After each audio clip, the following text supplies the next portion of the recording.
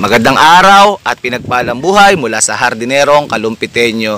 Muli po tayo nagpapasalamat sa ating mga subscriber na walang sawang sumusuporta sa ating channel. Nawa po ay patuloy kayo mag-subscribe at manood ng aking mga pinalalabas kung paano mag-propagate ng iba't ibang klaseng halaman.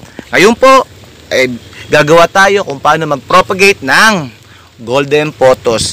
So, yung golden pothos po ay po-propagate natin sa simpleng paraan lamang na ating makikita. So, ang mga kailangan natin syempre paano mag-propagate ng golden pothos ay syempre kailangan natin ng mga sumusunod. Ito po, kailangan natin syempre ng gunting, plastic bag, ipa o matured na ipa.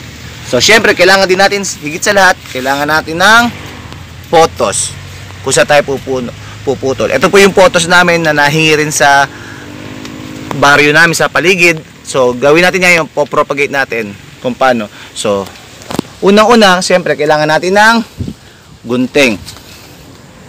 Siyempre, kailangan natin ng gunting para putulin ang pothos. Ginagamit po ang gunting para sa mga hindi pa magagaling magputol ng halaman. Pero kung ikaw ay expert sa paghahalaman, pwedeng using ng kamay. So, ngayon, puputol tayo ng pothos. So, tingnan po natin sa pagputol. Kung gusto nyo maganda, siyempre, kunin nyo yung pinakadulo. Halimbawa, ito po. Ayan, nakita nyo po yan. So, ang pagputol po ay depende sa inyo kung ano gusto nyo kalalabasan ng halaman nyo. Kung gusto nyo maganda na agad na mahaba, putulin nyo sa ilalim.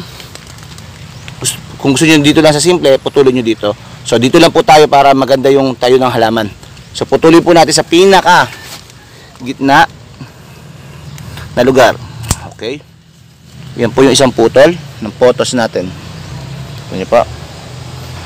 So, susunod naman po, kung gusto nyo pa po kumuha ng ibang sample, kumuha pa tayo ng mas mahaba. Kung gusto nyo naman mahaba na kalalabasan, ito po isa pa, mahaba. Ayan.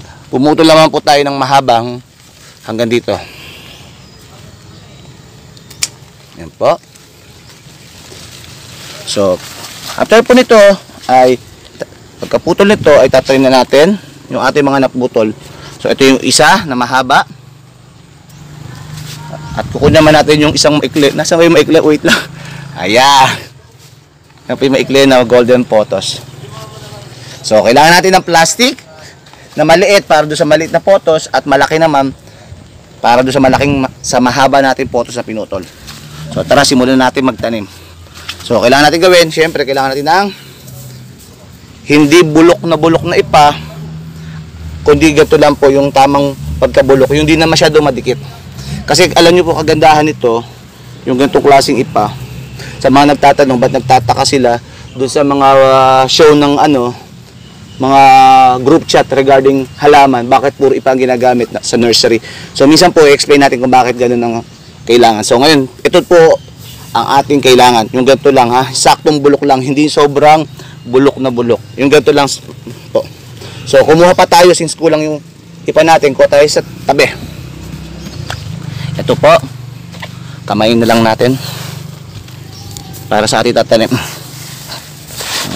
Muli po, salamat sa aking mga viewers at subscriber na nanonood. Shout out sa aking mga kaibigan ng high school, kaibigan ng college, yung mga ka-churchmate ko dyan na walang sawang sumusuporta, yung mga kamag-anak ko na nanonood sa akin sa partido ng nanay ko at sa partido ng tatay ko, sa aking mga loyal supporter na nanonood, sa aking mga group mates sa group chat ng YouTube, salamat sa panonood nyo, at sa lahat ng bagong subscriber, salamat din po. So, ito na po, simulan na natin. Una natin gagawin ay, siyempre, kumuha ng plastic. Pasensya na kayo, walang assistance, kaya medyo matagal itong gagawin natin. Ganoon talaga pag beginners vlogger, wala pang cameraman na nag-a-assist sa'yo. Talaga, ikaw lang ang gagawa mismo. So, ganyan gawin natin. Lagyan natin ng ipa. Mabilis lang po magtanim kung ikaw ay may cameraman. Since wala kang cameraman, dapat ikaw ang mag-adjust. So, ito po yung una natin pinutol na maliit. So, kailangan natin ng since masyado siya mataas, kailangan natin siyang putulin dito. Ayan na po. Ayun na, tingnan nyo po yung pothos pag mahaba na, may ugat na rin po. Kaya sigurado ka na mabubuhay. So, lagyan nyo lang po dyan.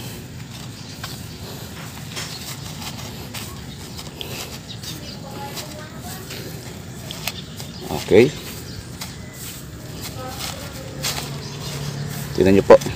Sa pagtatanim, meron ka ng isang golden pothos na nakatanim. Po. So, tabi muna natin bago natin itabi kung saan lugar natin siya ipapwesto. So, meron naman tayo isang malaking golden pothos. Kuha tayo ng malaking plastic kasi mas malaki siya kumpara dito sa isa. So, di natin gagamitin to kasi didepende natin yung size ng halaman. Sa golden pothos lang po to ha, pero sa ibang halaman kailangan magsimula sa maliit na plastic muna. So, ito kuha tayo ng ipa na hindi sobrang laon, hindi sobrang bulok. So, dinagyan ko muna. Ituturo ko din po paano magtanim ng halaman. So, kailangan nyo muna punuin yung plastic. Para sa golden pothos, sample only lang to. Hindi to sa ibang halaman applicable. So, pag sa pothos at sa mga halamang matitigas yung branch. Okay. So, punuin natin. Kasi pag matigas ang branch, madali lang itanim na ganitong paraan. Pag hindi, ibang way naman yung pagtatanim pag matitigas yung branch.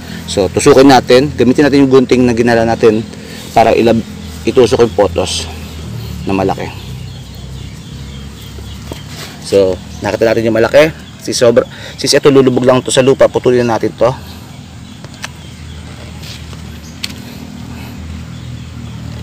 So, dapat malalim. So, may ugat na rin po yung mahabang pothos natin nakuha. So, kailangan natin ilubog. Yan. Lubog natin yung ugat. Yan po. Nakita nyo po. So, nakita nyo po yung pothos natin na malaki ay nakalubog o nakahiga. So, humanap lang po tayo ng tali kung paano siya tatayo.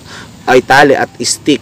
Kung nandun ka sa bahay nyo or walang available na puno, pwede po yung barbecue stick na ginagamit sa pantuhog ng fishball o banana cue. So, nandito lang tayo sa amin, meron tayo makitang stick sa tabi. O, yan po. Since may provided po agad na stick tayo, puputol lang po kami ng stick. On the spot putol. At putol dito. Pasensya na, wala talagang cameraman ha. So, ayan na po yung stick. Para tumayo yung pothos na malaki. Tusok lang natin. Ayan. Meron na tayong pothos na malaki. Mamaya na po niya harap sa akin.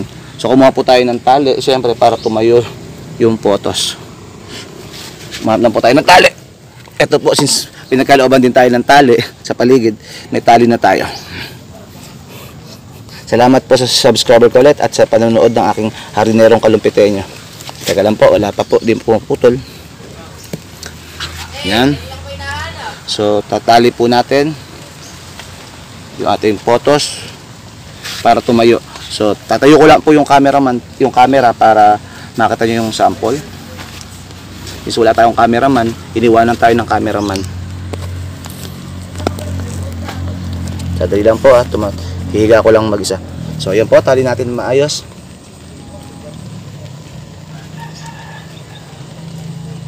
Yung ating camera.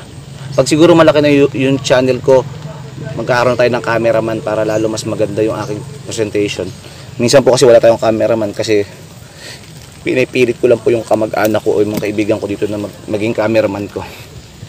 So, ayan po. Nakita nyo po, ano?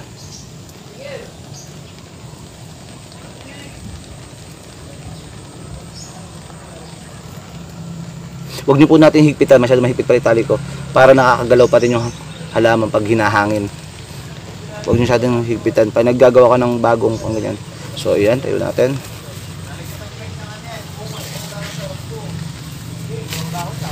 So ito na po yung ating finished product na pothos. Yung sa maliit na pothos po, papakita ko po sa inyo. Ito yung unang maliit. Kung gusto niyo sa maliliit. Pag ito po established na, lalagay niyo sa paso na kulay puti or yung plastic na available ngayon sa market. Pag established na siya, yan po. Tapos ito naman po yung isa nating malaking pothos pag nag-establish na. Ito po yung itsura niya. Ano niyo po, look. Kaya po siya nakahiga kasi bagong putol. Pag tayo na, pag ano na po yan, pag establish, medyo tatayo na po siyang ganyan, no? Nakita niyo po yung ganyan pag tayo niya. Or pwedeng mali din po ang aking kuha kasi masyadong maikli yung stick. Mas mataas po yung stick, mas maganda. So ganyan po dapat sana tayo niya kung mahaba yung stick natin. At tingnan ko po kung may adjust pa natin para maganda. Para di naman nakakaya sa inyo na pangit yung pagkakatayo ng stick natin. So tingnan natin.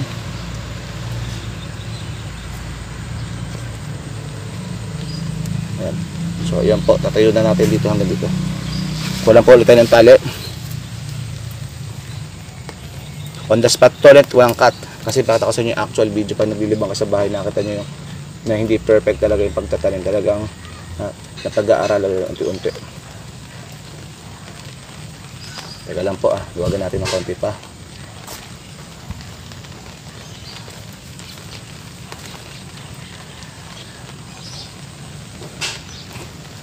Ayan pa. So ayun na po isa. Yan. Yan.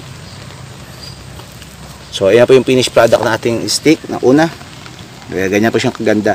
Pag nag-establish na rin po ito, pwede na po natin ilipat sa magandang plastic pot or yung clay pot. Gumamit lang po ng konting bato dito sa dekorasyon, i-transfer natin. And yun po, pwede na po nyo po i-display sa CR nyo, sa table nyo, sa kasasala, or saan man nyo i-display ang ating golden photos. Muli po, maraming salamat sa panonood. At kung meron po kayong suggestion regarding any plants na pwede nating itanim at talagang kaya natin buhayin, kasi may mga bagay din po na hindi natin kayang buhayin, pero yung mga kaya natin buhayin, willing po natin ituro sa inyo. At marami po salamat sa panonood ng Hardinerong Kalupiteño. Pero bago tayo magtapos, dadalhin muna natin ito kung saan lugar. So bagong tanim po siya, dapat natin ilagay sa lugar na hindi mainit at hindi sobrang lamig. Yung banayad na temperatura, lagi ko pong iskripto, laging banayad. Kasi since bagong opera siya o putol, dapat doon lang siya sa banayad na lugar. So lagay po natin dito. Linisin lang po natin yung pwesto. Since dito po yung lugar ng dating photos na naging effective, na naging maganda, tatabi lang po natin. Linisin lang po natin yung lugar para maganda po paglalagay ng pagbagong tanim. Yung pantay yung lugar, pwesto. So lagay lang natin yung isa, yung photos na ano. Yan po, ang ganda po niya pag lumaki na. Tama po, nakatayo na agad, may stick maging ano lang po sa pagtatayo kasi po minsan nahihiga. Lagi lang po natin i-adjust kasi minsan pag tinayo natin yan, tinanim natin yan, nawawalan ng pwesto sa tayo. Ito po yung isang maliit. Ayan po So maghintay lang po kayo ng isang linggo. Establish na po yan. Ganyan po kadali buhayin ng golden photos. Muli po, maraming salamat at God bless you all.